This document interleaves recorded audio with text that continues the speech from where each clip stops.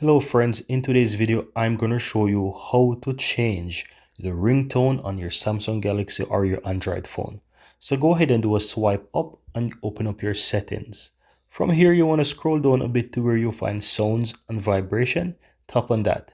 Then you will find the option that says ringtone. Now, if you tap on ringtone, you will have a bunch of different ringtones here. So you will have ringtones from Samsung Galaxy. You will also have ringtones. If you scroll down, you will have calm ringtones.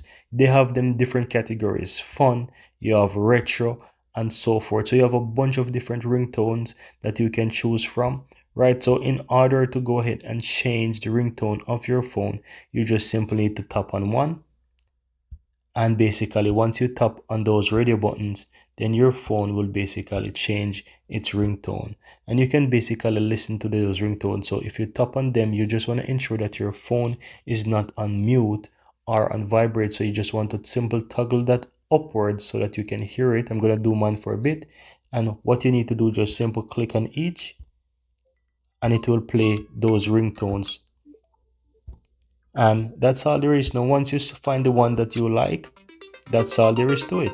Right, now I'm gonna simply turn down my phone a bit.